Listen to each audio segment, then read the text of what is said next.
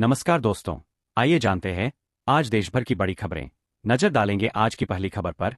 राजस्थान के उदयपुर जिले के समीपवर्ती नाई के पोपल्टी गांव में शुक्रवार को उल्टी दस्त से गांव में 67 वर्षीय एक बुजुर्ग व 7 साल की एक बच्ची व 3 वर्ष के एक बच्चे की मौत होने व 30 से 35 लोगों के बीमार होने के बाद चिकित्सा विभाग ने मौके से दूषित पानी के नमूने लिए। उदयपुर सेलिब्रेशन मॉल के समीप मॉडर्न कॉम्प्लेक्स में एक उद्यमी परिवार को नशीली दवाई खिलाकर 12 दिन पहले लूट की वारदात को अंजाम दिया गया था। इस वारदात के बाद से ही आरोपियों की धरपकड़ के लिए टीमें विभिन्न राज्यों में दबिशें दे रही थीं। वारदात में घरेलू काम के लिए ऑनलाइन कर्मचारी उपलब्ध करवाने वाली एजेंसी की भूमिका भी संदिग्ध है। बताया कि इस वारदात में शामिल नेपाल के डोटी जिला कोसिंग 4 निवासी वीर बहादुर उर्फ बल बहादुर धामी, कोसिंग 3 निवासी हीरा सिंह कामी और अशोकनगर ईस्ट दिल्ली निवासी अफजल खान पठान को गिरफ्तार किया गया है। राजस्थान के अलवर में मालगाड़ी के 3 डिब्बे पटरी से उतरने की खबर सामने आ रही है। बताया जा रहा है कि मथुरा ट्रैक पर बने अलवर गुड्स स्टेशन से रेवाड़ी जाने वाली एक मालगाड़ी के 3 डिब्बे मथुरा ट्रैक पर पटरी से उतरकर पलट गए, जिसकी वजह से मथुरा अलवर ट्रैक से जाने वाली गाड़ियां बाधित हो रही है। हालांकि रेलवे प्रशासन ने जांच के साथ साथ बचाव व राहत का कार्य शुरू कर दिया है। प्रधानमंत्री नरेंद्र मोदी आज भारत मंडपम में विश्व धरोहर समिति के 46वें सत्र का उद्घाटन करेंगे। यूनेस्को की महानिदेशक ऑद्रे अजोले उद्घाटन समारोह में शामिल होंगी। 21 से 31 जुलाई तक चलने वाले सत्र में 150 से अधिक देशों के 2000 से अधिक राष्ट्रीय व अंतर्राष्ट्रीय प्रतिनिधि भाग लेंगे। विश्व धरोहर समिति की बैठक साल में एक बार होती है।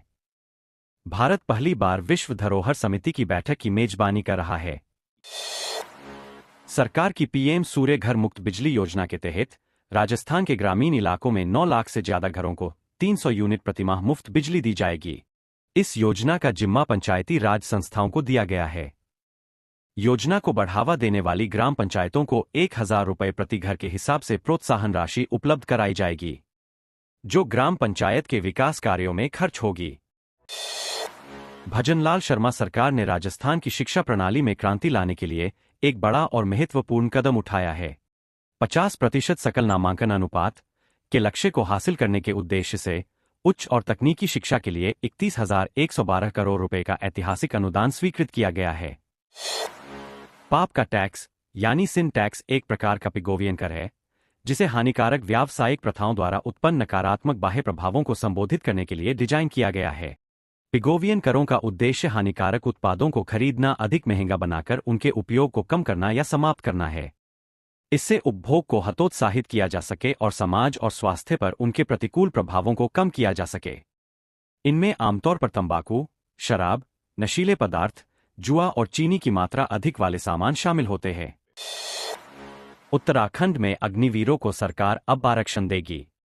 मुख्यमंत्री पुष्कर सिंह धामी ने रविवार को एक कार्यक्रम के दौरान इसकी घोषणा की। सीएम धामी ने कहा कि सरकार ने पहले ही निर्णय लिया था कि प्रदेश के अग्निवीरों को सरकारी विभागों में नियुक्तियां दी जाएंगी। सरकार उन्हें आरक्षण भी देगी। अगर जरूरी होगा तो इसके लिए एक्ट भी बनाया जाएगा। राजस्थान विश्वविद्यालय में इस सत्र में 10% सीटों की बढ़ोतरी नहीं की जाएगी। कॉलेजों और यूनिवर्सिटी में राष्ट्रीय शिक्षा नीति के तहत पढ़ाई कराई जा रही है। ऐसे में शिक्षक और छात्रों के अनुपात को देखते हुए विवि की ओर से 10% सीटों की बढ़ोतरी नहीं की जाएगी। दरअसल, राष्ट्रीय शिक्षा नीति में शिक्षा की गुणवत्ता को ध्यान में रखा गया है। यूनिवर्सिटी में शिक्षकों की कमी पहले ही है। ऐसे में 10% सीटों की बढ़ोतरी करने से छात्रों की संख्या में और बढ़ोतरी होगी। इसके साथ ही शिक्षक और छात्र अनुपात बिगड़ेगा। झालावाड़ साइबर ठग दिन प्रतिदिन अपने काम करने के तरीके बदलते जा रहे हैं तथा लोगों को ठग रहे हैं। झालावाड़ में हाल ही में एक ऐसा मामला सामने आया है जिसमें ठगों ने एक व्यक्ति को बिना कॉल किए और बिना ओटीपी भिजवाए उसके खाते से 1,11,000 रुपए उड़ा लिए। दोस्तों, ठगी का तरीका। Cyber expert head constable Kailash Chandra ने बताया कि आजकल स्कैमर साइबर फ्रॉड करने के लिए नया तरीका अपना रहे हैं, जिसमें स्कैमर्स की तरफ से पहले व्हाट्सएप नंबर को हैक कर लिया जाता है। इसके बाद जिस व्हाट्सएप ग्रुप से आप जुड़े हुए हैं उसमें एक एप्लीकेशन का लिंक भेजा जाता है। इस दौरान ग्रुप में जुड़े किसी साथी की ओर से जैसे ही इस लिंक को डाउनलोड किया जाता है तो उस मोबाइल की सभी जानकारी स्कैमर्स तक पहुंच जाती है।